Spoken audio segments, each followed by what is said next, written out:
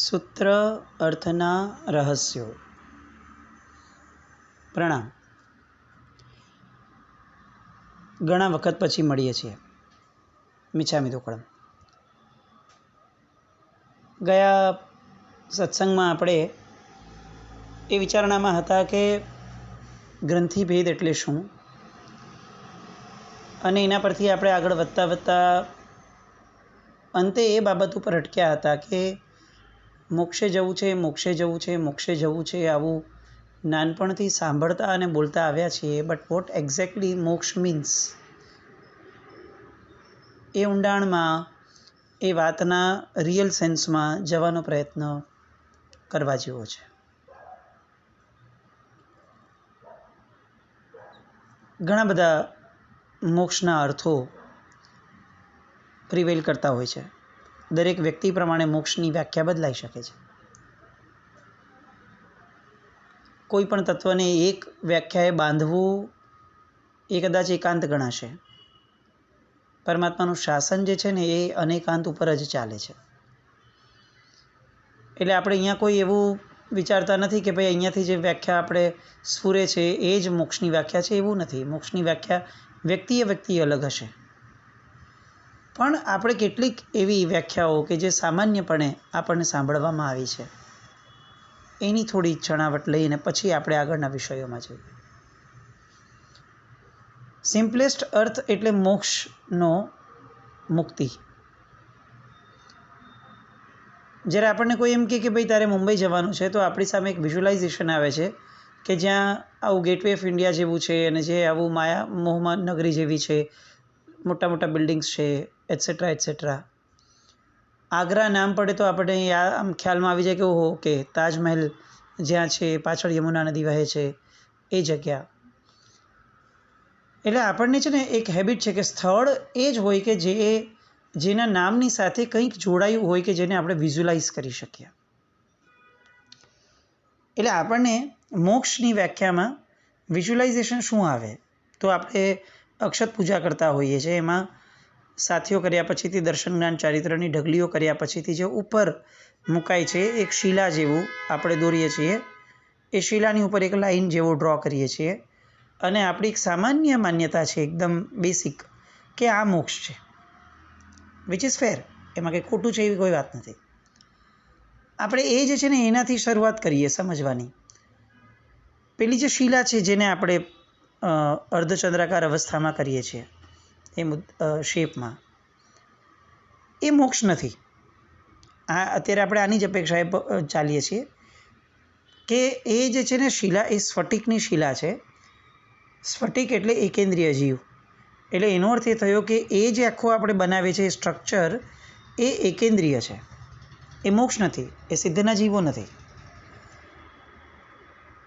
એટલે ઘણીવાર આપણે કદાચ એની પર ફળ વગેરે ચડાવતા હોઈએ, અથવા એને બહુ સરસ શેપ આપવાનો પ્રયત્ન કરતા હોઈએ, તો એ આપવાના પ્રયત્નમાં કંઈ ખોટું નથી, પણ અંદર સમજણની ક્લેરિટી જોઈશે કે એ મોક્ષ નથી. જેની માટે આપણે આરાધના કરીએ છીએ ને એ ઉપર જે લાઈન દોરીએ છીએ એ છે. આપણે સામાન્ય રીતે અક્ષત પૂજા કેવી રીતે કરવી જોઈએ એ બાબત અત્યારે નથી લેવી, કારણ કે એ પાછો અલગ મુદ્દો થશે. પણ એમાંય વિવેકની ઘણી જરૂર છે. બહુ આમ સિમ્પલી વિચાર કરીએ તો આપણે ઘણી બધી વાર આપણામાંના ઘણા બધા લોકો અક્ષત પૂજા કરતી વખતે ઉપરની જે ઢગલી કરે ને ત્યારે એમાંથી પહેલાં આખી શિલા બનાવે, અને શિલામાંથી પછી ઉપરની લાઈન અલગ કરે. ટેકનિકલી આપણે શું કર્યું, તો એક આખી શિલા બનાવી કે જે આમ ટેકનિકલી એકેન્દ્રિય એટલે કે સ્ફટિકની બનેલી છે. બહુ સુપર્બ લાગતી હોય. એ સ્ફટિક તો કેટલું સરસ લાગે, એટલે શિલા બહુ સરસ લાગતી હોય છે જે, પણ એ સિદ્ધ નથી, એ મોક્ષ નથી, સિદ્ધના જીવોનું સ્થાન નથી. એ તો એકેન્દ્રિય છે. જો એની આરાધના ભૂલથી પણ કરીને માની લેશું કે આપણે અહીંયા જવું છે, તો એ એકેન્દ્રિયમાં જવા જેવું થશે. અને એમાંથી આપણે લાઈન છૂટી કરીએ અને એને સિદ્ધનો જીવ ગણીએ તો એ પણ કેવી રીતે ચાલશે? સિદ્ધના જીવની ઢગલી પણ અલગ જોઈએ. આ ટેકનિકલ વાત છે. એટલે પાછું હવે આમાં વ્યવહારની જેમ વિધિ અવિધિ, કોણ ખોટું ને કયા મહારાજ સાહેબે શું કીધું ને કયા પુસ્તકે શું કીધું, એ બધી વાત નથી. આ સંવેદનાત્મક વાત છે. એમાં કોઈ સાચું ન હોય ને કોઈ ખોટું ન હોય. જે સંવેદના પ્રગટી એ સિમ્પલી એક્સપ્રેસ થઈ હોય. આપણે આપણી મૂળ વાત ઉપર આવીએ. સ્ફટિકની એ શિલા પૂરી થાય પછી ઉપર જે એક રેખા આપણે બનાવીએ છીએ એ સિદ્ધ ભગવંતોનું સ્થાન છે. આ ક્યાં આવ્યું? તો 14 રાજલોક જ્યાં એક્ઝેક્ટ પૂરા થાય છે, લોકાકાશ, એ પછીની જે ઉપરનો એરિયા છે એ સિદ્ધના જીવોનો છે, અલોક. એટલે આપણે જે ડ્રો કરીએ છીએ ને જે શિલા, એ લોકના અંતે આવે છે, છેડે, એકદમ છેડે, એનાથી પાર જવાનું છે. એટલે હવે સ્થળ તરીકે એક નક્કી થયું કે આ 14 રાજલોક પૂરા થાય એ પછીથી જે ઉપર જે આપણે સ્થળ મળે કે જ્યાં સિદ્ધના જીવો રહ્યા છે એ સિદ્ધશિલા છે. આ સ્થળ વાઇઝ આપણું વિઝ્યુલાઇઝેશન માટે થયો. હવે એને થોડો નેચર વાઇઝ પરિચય કેળવીએ. તો અહીંથી જે જીવ મૃત્યુ પામે એ મૃત્યુ પામતી વખતે એના કર્મ મરી જાય, એટલે કે એનું કેવળ જ્ઞાન એને થઈ ગયું હોય, ઘાતી કર્મ નાશ પામ્યા હોય અને અઘાતી પતવાના જ છે, એનો છેલ્લો ભાવ છે. એટલે એ જેનું આવું ઘાતી ને અઘાતી બંને નાશ પામ્યા છે, એટલે હવે એને કોઈ કર્મ જ નથી, તો એનો આત્મા શું કામ ભટકે? તમારા માથે, આપણા માથે 5 કરોડ રૂપિયાનું દેવું છે, EMI વગેરે ભરવાની છે. હવે લાસ્ટ EMI જેવી આપણી ભરાશે એટલે આપણે લોન ફ્રી થઈ જશું. પછી હવે કોઈના બાપની તાકાત નથી કે આપણને પકડી રાખીએ અથવા આપણે દેવાદાર છીએ એવું આપણા ઉપર ટેગ લગાડે. નો, વી આર એબ્સોલ્યુટલી ફ્રી. આપણે આપણો છેલ્લો હપ્તો પણ ચૂકવી દીધો, વ્યાજ પણ ચૂકવી દીધું, બધું પતી ગયું. એવી રીતે એ જીવો એવા છે કે જેણે છેલ્લો કર્મનો કણિયો પણ ચૂકવી દીધો છે. હવે આ કર્મ એને ભટકાવી શકે એમ નથી. એટલે હવે એની આગળ કોઈ ફ્યુઅલ જ નથી કે અહીંયા રખડે. એટલે સીધો જ્યાં બેઠો છે ત્યાંથી સ્ટ્રેટ ઉપર લોકાકાશથી પાર, પેલે પાર સિદ્ધશિલા જે છે રેખા, ત્યાં વહી જશે. હવે આ રેખા કેવી હોય? તો એનો કોઈ શેપ છે, એમાં કોઈ કેવી રીતે રહેતું હોય, એનું કોઈનું ઘર ક્યાં હોય, ઈસ્ટ વેસ્ટ હોય, સાઉથ નોર્થ હોય, શું હોય? તો કે કાંઈ ન હોય, એ અરૂપી છે. અરૂપીને તમે રૂપથી જોઈ ન શકો. એનું જે એક્સપ્રેશન સર્વજ્ઞ ભગવંતોએ જોયું છે એના આધારે આપણે કરવાનું રહે. એમાં આપણે આપણી બુદ્ધિનો ચમચો ન ચલાવી શકીએ. એટલે એ જીવ ત્યાંથી એક્ઝેક્ટ ઉપર વયો ગયો. એનો આત્મા આમ પણ અરૂપી છે અને જ્યાં ગયો છે એ પણ આપણી રેન્જની બહાર છે, ચક્ષુઓની જે કેપેસિટી છે એની બહાર છે, એટલે એ આપણને દેખાશે નહીં. હવે એ પર્ટિક્યુલર આત્માને શું થશે? તો કે એ હવે ત્યાં વયો ગયો. આપણે અત્યારે મનુષ્યના ભાવમાં છીએ, સમજો.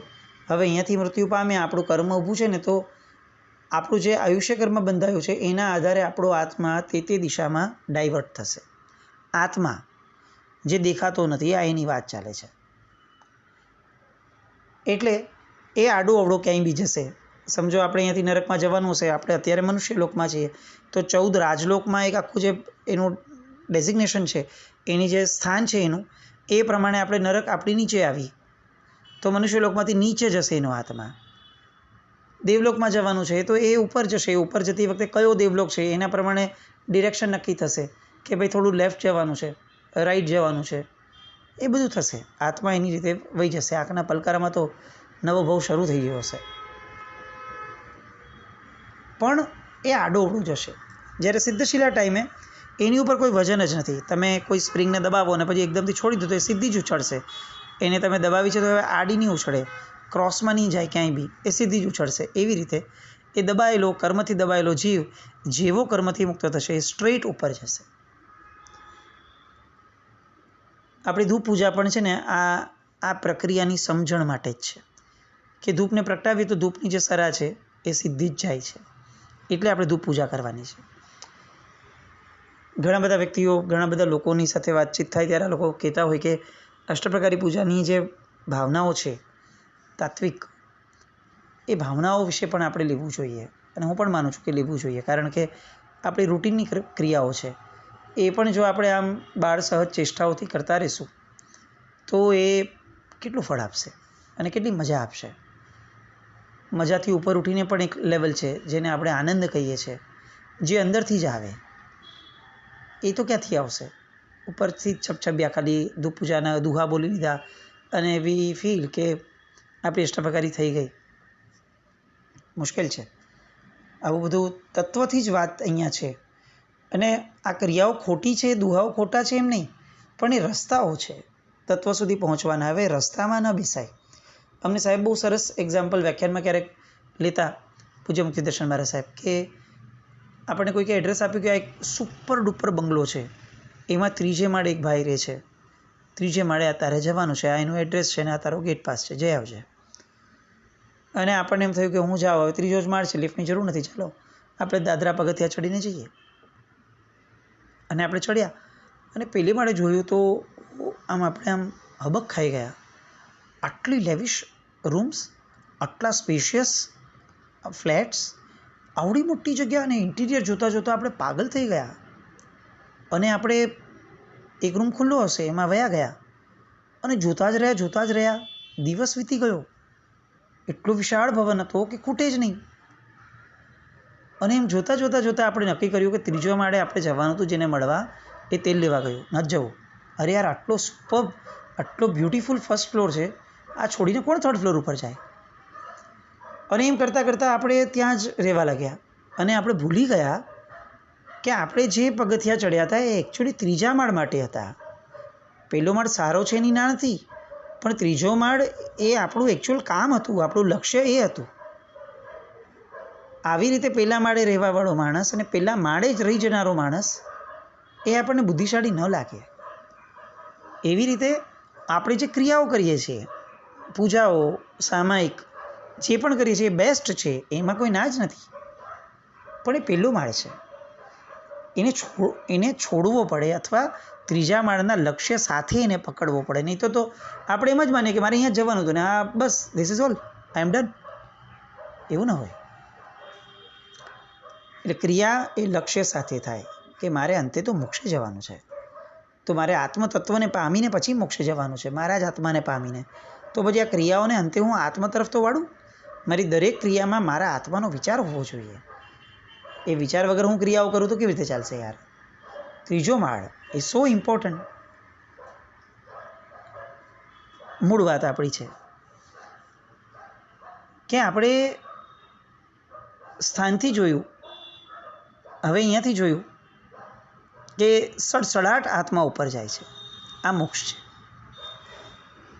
હજી એક મોક્ષની વ્યાખ્યા કે ત્યાં શું છે, એ જગ્યાએ ગયા પછી શું હોય ત્યાં? તો કે કંઈ જ ન હોય. રૂપી એક પણ તત્વ ન હોય. રૂપી એટલે જેને જોઈ શકાય એવું કંઈ હોય જ નહીં ત્યાં. જોવા માટે આંખ જોઈએ, આંખ માટે શરીર જોઈએ, ત્યાં શરીર જ નથી. એટલે લેટ્સ બી વેરી ક્લિયર કે ત્યાં કંઈ જ નથી.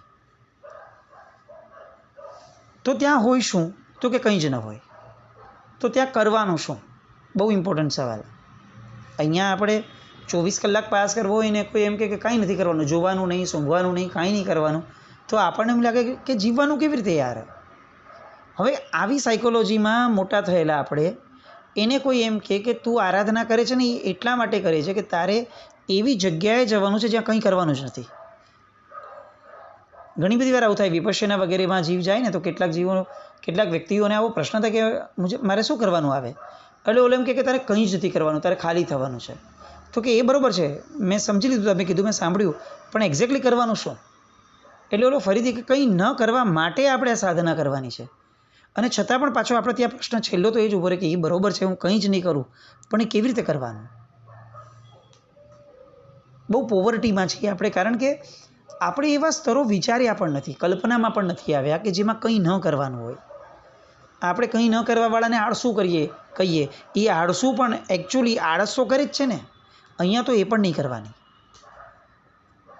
હવે વાત જામે કે આપણે જિંદગીભર જે મોક્ષ બોલીએ છીએ, જેની માટે ક્રિયાઓ કરીએ છીએ. કોઈ પૂછે ક્યાં જવું છે તો કે મોક્ષે જવું છે, નવાણું કરી આવ્યા, ઉપદાન કરી આવ્યા, શું કરવું છે કે મોક્ષે જવું છે. એ મોક્ષમાં તો એકચ્યુઅલી કંઈ કરવાનું જ નથી. તો ત્યાં કરશું શું? મોક્ષનું સ્વરૂપ સમજવું કેમ જરૂરી છે? કારણ કે ક્રિયા કરતી વખતે જો આપણને ખબર જ નહીં હોય કે મોક્ષ આવો છે, તો આપણે ક્રિયાઓ પછી મેળવશું શું? હું સિમ્પલી કહું કે કોઈ આપણને કે આ જગ્યાએ તારે જવાનું છે, તો આપણે રેડી થઈ ગયા કે હું જાઉં છું અહીંયા, પણ હવે તે પૂછીએ છીએ કે ત્યાં જઈને કરવાનું શું, ત્યાં જઈને મળશે શું મને? તો કે કંઈ જ નહીં મળે, એબ્સોલ્યુટ વગડો છે, કોઈ ફેસિલિટી નથી, કંઈ જ નથી ત્યાં. તો એમ થાય કે ત્યાં જઈને શું કરશો? એટલે હવે આપણે એ ફેક્ટ ઉપર આવીએ. પ્રવૃત્તિ વિહીન થવું એટલે મોક્ષ. શરીર વિહીન એટલે કે સાધનો વિહીન થવું એ મોક્ષ. હવે હું સિમ્પલી કહું, જેને MBA કરવું છે, MBAની ડિગ્રી જોઈએ છે, એ માણસ અગર મેનેજમેન્ટનો વિરોધી હોય તો કેવી રીતે MBA થશે? જેને ચાર્ટર્ડ એકાઉન્ટન્ટ થવું છે, એ માણસ અકાઉન્ટ્સનો જ વિરોધી હોય કે અકાઉન્ટ્સ જેવું આ જગતમાં તત્વ બકવાસ કોઈ છે જ નહીં, એ માણસ, એને કોઈ પૂછે શું કરે છે તો હું CA ભણું છું, તો એ કેવું મૂર્ખો લાગે કે તને અકાઉન્ટ્સનો જ વિરોધ છે અને તું ચાર્ટર્ડ એકાઉન્ટન્ટ કેવી રીતે થવા માંગે છે? સિમ્પલી પ્રશ્ન આપણને થાય, જેને કંઈ જ ન કરવું એ વાતનો અનુભવ જ નથી, એ વાતની સાથે કોઈ સહમતિ નથી અને એવો કોઈ કરવાની ઈચ્છા પણ નથી, એ માણસ મોક્ષની વાત કઈ રીતે કરે છે? એ માણસ મોક્ષ માટે ક્રિયાઓ કેમ કરે છે? એ માણસ મોક્ષને માટે આટલું બધું કેમ બોલે છે, ત્યાગ કરે છે, કેમ? અહીંયા આ ક્લેરિટી લાવવી બહુ જ આવશ્યક છે, બેસિક, કે મોક્ષ એટલે કંઈ જ ન કરવું તે.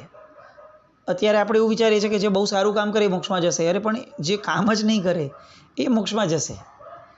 સારું કામ કરશે એ સારી ગતિમાં જશે, એની ના નથી, બટ અલ્ટિમેટલી તો પરમ ગતિએ જવાનું છે કે જ્યાં કાંઈ છે જ નહીં, કોઈ ગતિ જ નથી, સ્થિર થઈને બેસવાનું છે. કેટલો ટાઈમ? ઇન્ફિનિટ.